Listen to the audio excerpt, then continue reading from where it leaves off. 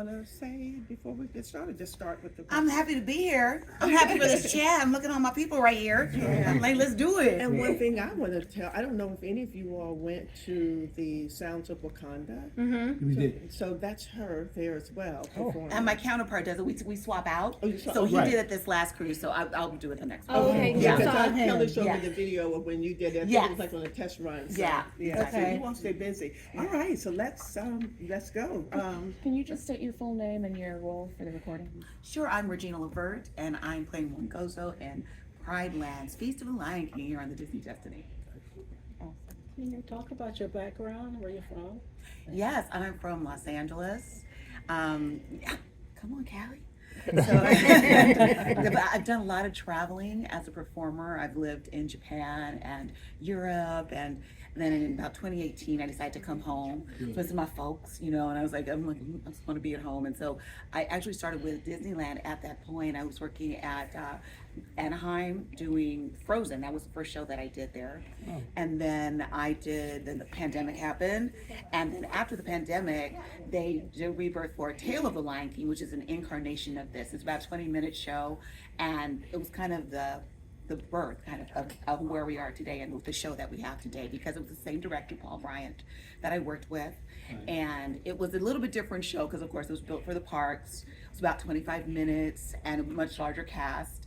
And then when that finished, I was, I work around town, do some session work, and I do musicals and that kind of stuff. But then when this came up, August of 2024, they were workshopping it for the Disney Destiny, and Paul called me up and said, "Hey, you want to do it?" And I'm like, "Yeah, I want to do it." So we started it, and it was a different show then. It started off as a solo situation, and then there were two dancers, and I told the entire story myself. Oh, wow. Yes, but then I love this incarnation because I always feel like it's much more interesting to have a different voice and to share that. So Play off each other. yes, exactly, Yeah.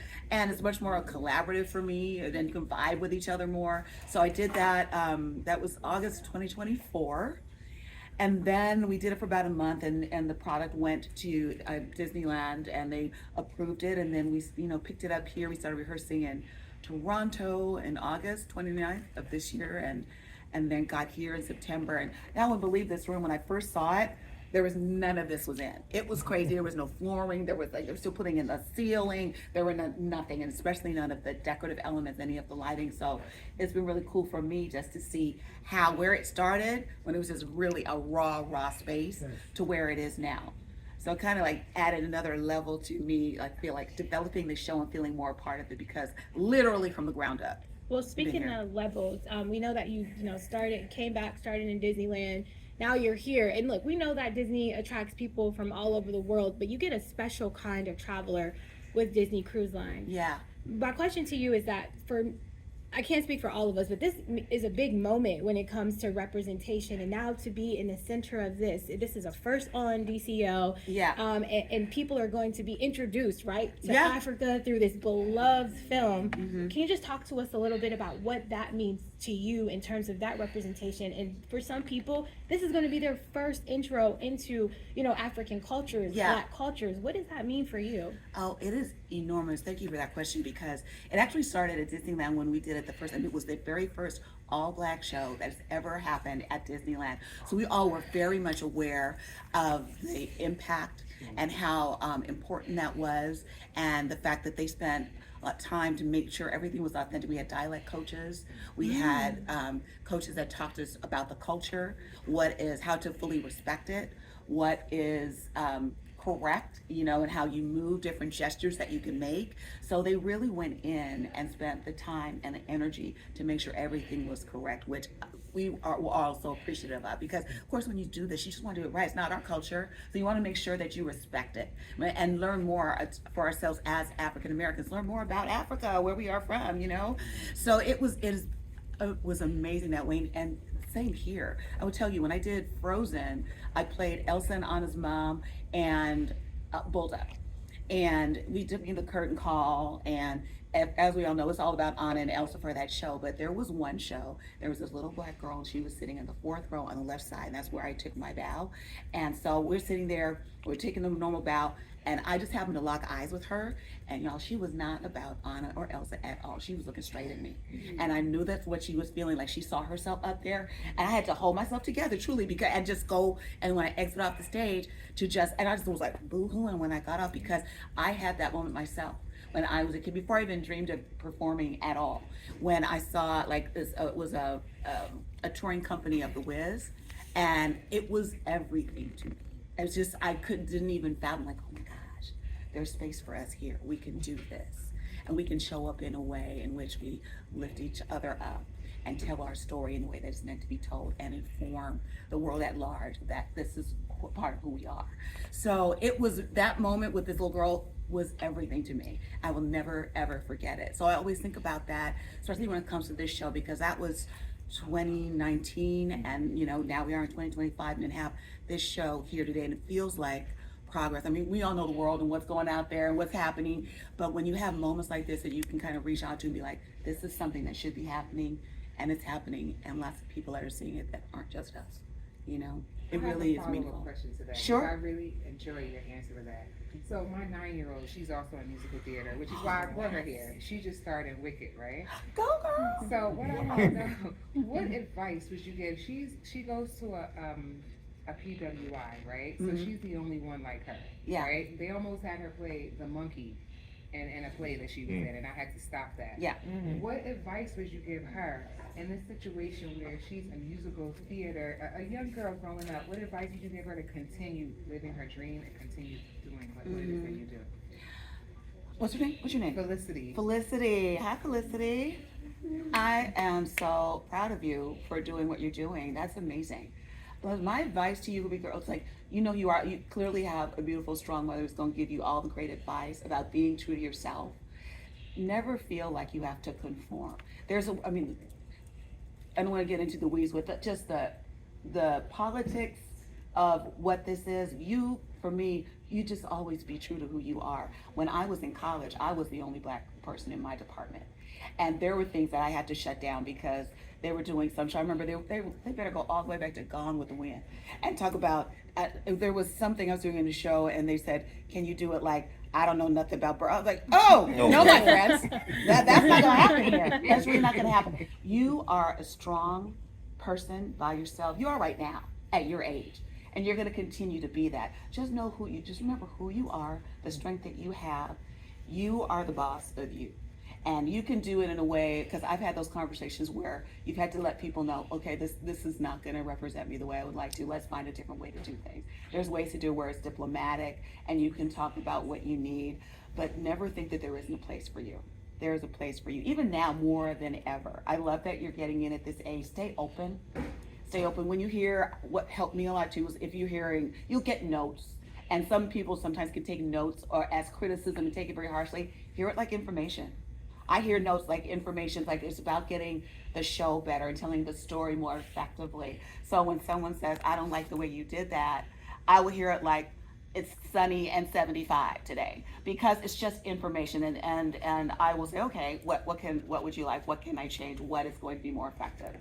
Just, girl, hang on to who you are. Hang on to who you are. Absolutely. You're already starting. So I know you're already developing that. So Felicity, girl, just keep on being you. Oh, Yes. I love that. Mhm. Talk to us about show prep. What do you guys do to keep the show refreshing and different? Because I'm sure over time it kind of maybe feels a little bit monotonous. So what do you do to kind of add a little bit of nuances to the musical aspect of the show each For night? me, everybody, largely, people are seeing the show for the first time. I never forget that, because it's always somebody's first time. Nobody wants to see you in here, being, less than engaged in what you're doing. So I always remember that. Plus, I enjoy it every single time. It's, it is a job for sure. But I feel like I've done shows that ran for 2 years, 2.5 years. I'm doing the same role, the same part every time. For me, it's always about the connection. If it's not, and sometimes, the audiences are with you and sometimes they're less with you and stuff, but it's the connection that I have with the people on stage, because we're all telling the story. And that's the most important part. And I think when I started, I was so shy. If you would have told me when I was 10 years old that I would be doing this, I'd be like, no, not me. Because I did not like to give an oral report. I didn't like to speak in front of anybody. I was really, really shy. And I think the flip side of that is that I've always wanted to connect with people in a meaningful way. And that still is alive in me, that this is what I want to do.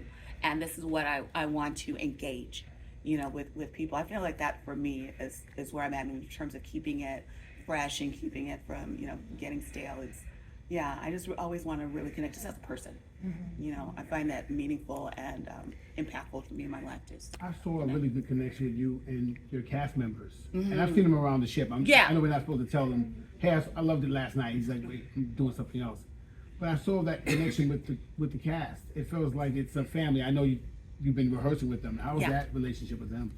Well, actually, the drummer here, Troy, and Donnie, he's so great, right? Oh my God. And Donnie, we worked together at Disneyland. That's where I met them, like in 2018.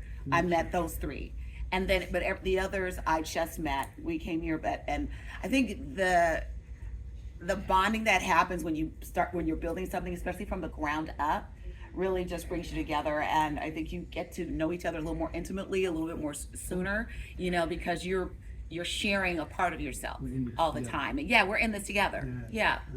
Go ahead. I'm just curious. You've been obviously working on this production for quite a while, not with a bunch of people, and now over the past couple weeks you've had dining guests while you're doing it. So how has that affected? How has that affected the production and how you go about it, or if it has at all? Yeah, adding those other elements of the all of that. So it's something that you hear and not hear. And I think you hone more, you really dig into looking people in the eye, because it helps you like drown out that noise and whatnot. But that was something for sure. Like the talking. So used to just being a couple people out here in rehearsals and everybody's quiet she's a whole different party now. She's a whole different party now. It was balance though, because you gave us a break and you would say, okay, eat. Yes, exactly. So that definitely registers, but it didn't really get in the way. It really does make you hone in, makes you focus a bit more. But it was very different. It took a little getting used to. I'm still, just kind of processing the fact that you've been all over performing. So I just have to ask you, because you could be anywhere in the world, why Disney Cruise Line? Oh, it's one of those things just kind of lined up in a beautiful way, where I was at home and spending time with my family. And this opportunity came up because I know Paul. I've known him for several years, and he's like, how would you feel? Would you, want to, come out here and do this with us? And I gave it some thought, and I've never been on Disney Cruise Line's first time doing anything like this. And I thought, yes, let's do it, especially the opportunity to develop something from the ground up. I would like to come back and see this show in 4 or 5 years and see how it's grown or how it's changed with the different cast that will come through after we do. But I really wanted to come out and be a part of this again, because the Lion King show at the park was brand new. So I got to do that for the first time, and I felt like I was trying to shepherd this story into the world a little bit. And especially here, again, another all black show that's happening at Disneyland, which we did not see for many, many decades, and it just felt like an important thing for me to do. I just wanted to get out here and do that and be a part of it. You want to accept that challenge too, I bet. Sorry? You want to accept the challenge of being on a cruise ship, it's moving. Yeah, oh yeah. Yeah. It's interesting, It's interesting to do it. And I feel like still kind of getting used to what the audience are, the makeup guys. This is really unique right now because it's a media cruising and all of that. So it's going to be different when the guests start arriving on the 20th. But and I like that too. I kind of like how things change and the energy that you get and how you adjust to that energy and still tell the story. So that I've always liked those kind of personal challenges for myself. Well, what do you hope families get out of when they see this show? Because I feel like with every storytelling experience that you have on board, you take something away with it. I can't tell you how many times I've been thinking about, what is my destiny 10 to 15 years from now? So when families are here and they're witnessing the show with this amazing meal, what do you hope is the message that resonates with this multi-generational audience that you'll serve? Well, I really hope that they take away, kind of the more things change, the more they stay the same in terms of facing conflict and challenging yourself and having the perseverance and really believing in yourself regardless of what the circumstances may be serving up for you. I really want them to walk away with that, with the love and hope. And there's that line that I have that most heroes face challenge. That's all part of the hero story, is you come up to a seemingly insurmountable conflict or issue, and then you have to find your way through it. And I think especially with the generations that we have now, it's nice. I like for families to come together, because they're, phones are a big deal. They're here to stay. They've been here. So I look at, so many families just sometimes in the dining room where people are not talking or they're looking at their phones. I like the opportunity for families to really engage with each other, for come have a meal together, talk, see something up here. Maybe it sparks a conversation, that you can have as a family. I think for people to engage more, I think, in a real way, like one-on-one, as we, I think that's what I would like to have happen. People like, oh yeah, let's talk. 2 more questions, and then we'll leave a few minutes. Maybe we could get a group shot with her. I just want to piggyback on that last thing. More of a comment than a question. Yeah. Live performing, it feels like it's here to stay. So it's always been here. Yes. And it feels like it's got to compete with so many other things, like you said, with the screens and whatnot. Do you Yeah. feel like you're helping in your own small way of kind of keeping the live performance and the impromptu live performance going? Oh, I love that with all question. that? And I think so, because you can't replace it. You really cannot replace I'm trying to do it. that kind of engagement when somebody is looking at you and you're experiencing a moment together and you can kind of connect with it. Nothing in life can ever replace that. I think things try and come closer, certainly compete, but nothing can really replace that. And if these shows like this can kind of remind us that nothing can replace our engagement with each other. And there's nothing more meaningful than that. Or AI. Yes, exactly. Exactly. One question for you, and that is, working at Disneyland, about Martha Blanding, of course. And with what you're doing here in terms of, next gen, as it were, of groundbreaking magic. So what, in terms of working for this company and what it's like, I mean, there's of course, been a perception of, okay, Disney's this way. What can you say in terms of it being a company that is that embraces diversity, that embraces these sort of moments? Basically, everything we see around us is a small world. So, what are your thoughts? What would you like to say in that regard? Yeah, I think that has been a part of this company from the very beginning, because one of the things Walt Disney has said is that you can't do it without the people. You have to have the people. And that's not a smooth road at all to do this kind of work and to get these projects greenlit and produced and all of that. But I think the recognition is always there that you have to be open to the stories, where they come from. And then when you do have the stories, you have to honor them and respect them properly, so that it is authentic and it is true, and you are telling something that, saying something that is meaningful and authentic and that just really hits home. So I feel like that little seed of them always being aware that it's about the people is what's going to keep this moving, hopefully, in the direction that it's going in, and even, get so much bigger from here. Can we just Can we get a take one more quick? question? Can we get a quick reaction of also the black actor leading in Hercules? Any reaction to that? Because y'all are doing it. Oh, he is amazing. He's amazing. I love that. I love how they have reimagined the muses too. Yeah. Yeah. So good. Yeah. I'm like this, and not being afraid to get out there and do it. I was like, y'all, let's go. Let's keep this moving. Let's keep it in this direction and keep expanding. Thank you.